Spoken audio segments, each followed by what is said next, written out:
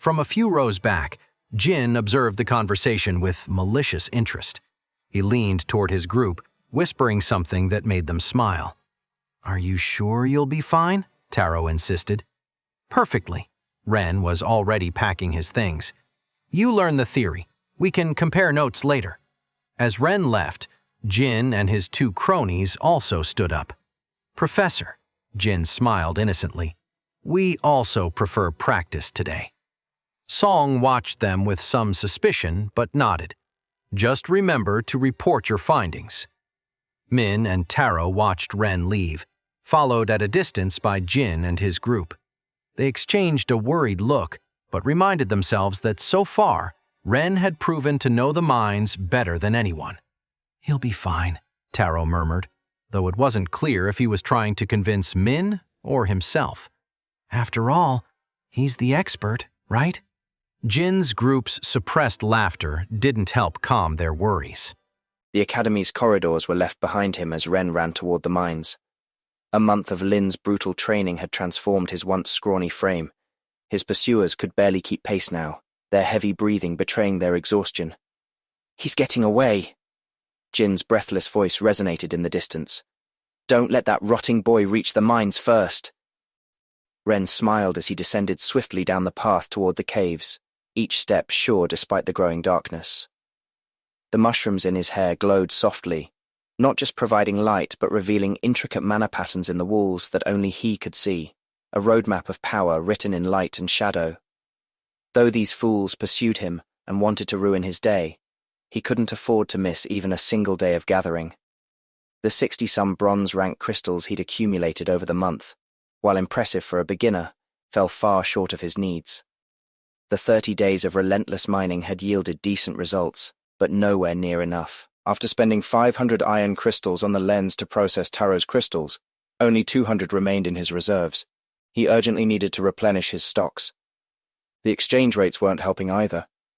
Trading his remaining iron crystals for bronze ones would also be wasteful, with the school's exchange tax raising the cost from 10 to 13, yielding a mere 15 bronze crystals from his 200. Not worth it, especially considering the other costly materials his evolution would require. And that wasn't all. The deep earth needed for Taro's ceiling, and the large crystals grew increasingly scarce in the permitted levels. The past month had stripped the easily accessible areas bare, leaving only remnants where rich veins once flowed. Second- and third-year students had already claimed the prime safe locations, forcing newcomers to work harder for lesser rewards. The sound of clumsy footsteps and labored breathing faded as Ren delved deeper into the tunnels. Perfect, he thought, while navigating the dark tunnels with precision, the mushrooms in his hair barely glowing now, adapting instinctively to his need for stealth. They'll follow exactly where I need them to go. He paused at an intersection, studying mana patterns invisible to normal eyes. The official mining zone's deepest point at 100 meters loomed ahead, but the real treasures lay beyond.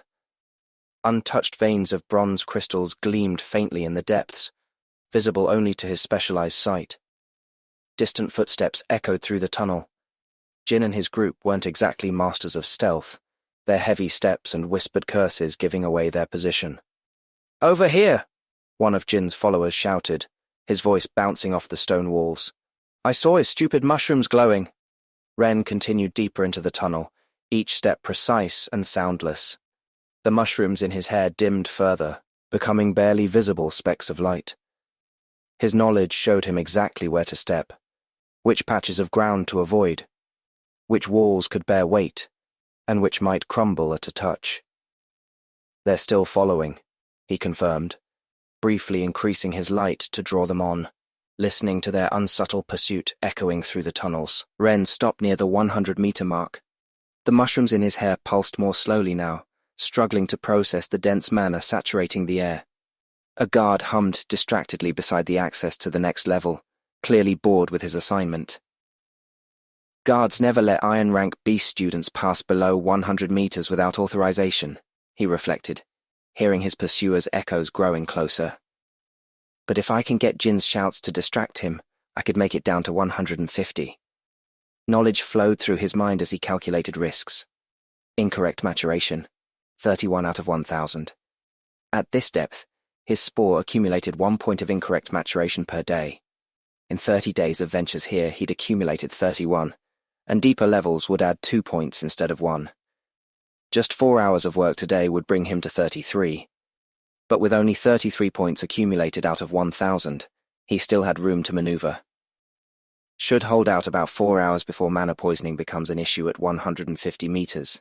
He continued analyzing. Lesser worms are easy to avoid if you know their patterns. Time will be the real limitation. Jin's group's footsteps grew louder, their confidence building as they thought they had him cornered. "Don't let him escape," Jin's voice thundered through the tunnels. "This time, the rotting boy has nowhere to hide." A smile played across his face as he positioned himself near a specific intersection. They were exactly where he needed them. "There's light ahead," Kai called out, his scales glinting in the dim light. "I saw those stupid mushrooms glow." Jin and his group were about to learn that following the rotting boy into the depths might not have been their wisest decision. "I can barely see anything down here," Cass complained, her eagle eyes straining to adapt to the darkness.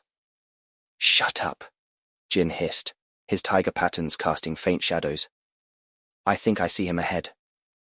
Ren moved with precision across the uneven terrain, each step calculated to lead them toward the natural trap he'd discovered days ago. The lesser worms' abandoned nests created perfect cavities, invisible to inexperienced eyes, but clearly marked in the mana patterns only he could see.